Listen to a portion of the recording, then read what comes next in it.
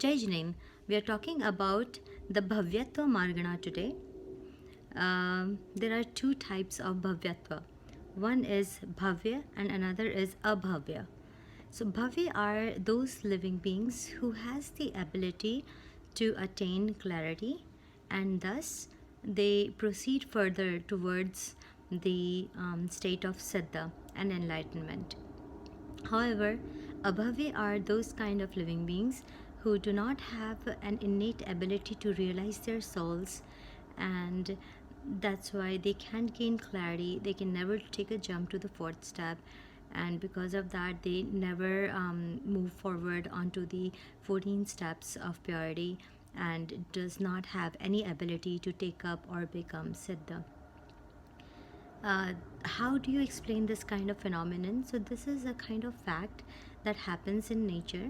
If you look at the seeds of pulses, which are like moong, and you put that in water, then you see that in the morning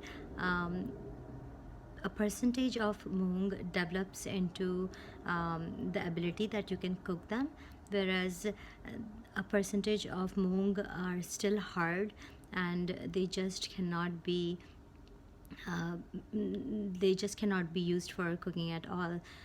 So this is in the nature that there are certain kind of moons which cannot be which cannot turn into, or which cannot grow and mature, whereas there are certain kind of moons which can actually grow and mature. Similarly, in the living beings in their spiritual realms, there are certain kind of living beings which can never grow spiritually and mature, and there are living beings which can spiritually grow and mature and actually reach their highest pure state of the siddha.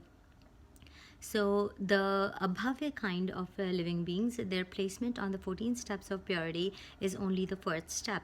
And being in the first step, they can still on the outside look like that they can become even a Muni Maharaji, and they can even reach up to pretty much higher levels of the heavens also, because they can be kind, they can be but it's all for a purpose. Whatever they do in their life, they have desire behind it, that they maybe want something in return, but they're doing it based on those desires. But there is not at all any kind of self-realization within their soul, that their soul is not about desires, but it is about giving up desires so that you can actually retain your original natural soul state. Now, whereas the bhavya kind of jeev, which can stay just beside the bhavya and abhavya, and you can never identify whether this person is a bhavya or this person is an abhavya. So the bhavya kind of beings are placed from first to the 14 steps of purity, and then ultimately they turn into siddha.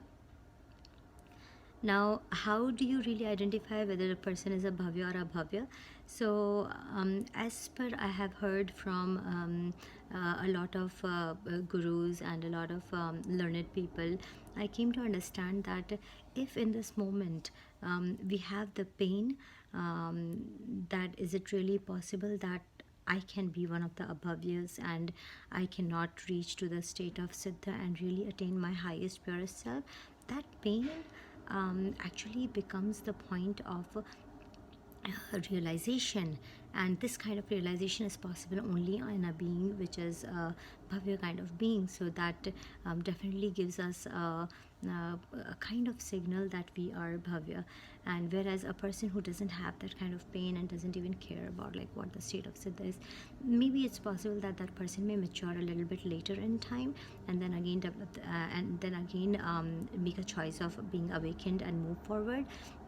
But then there might be certain kind of people who in their life can never ever realize the state of siddha, and they would never ever realize that they have a soul which has the ability to turn to its purest state, but they would always be running after the desires. Another thing that needs to be noted is both the beings can be beside each other, and it's pretty hard to identify who is who, except for this kind of little measurement technique that you can use to understand whether you're a bhavya or a bhavya. And so these are the bhavyatva Maargana, and again it has two kinds, the bhavya and the abhavya. And let's learn about the next Maargana in our next session. Jai Jane until then. Please review this video at least 2 to 3 times. It will really give a lot of insight, and you can discuss with me more in the class if you have any questions. Looking forward for the next class. Thanks. Bye.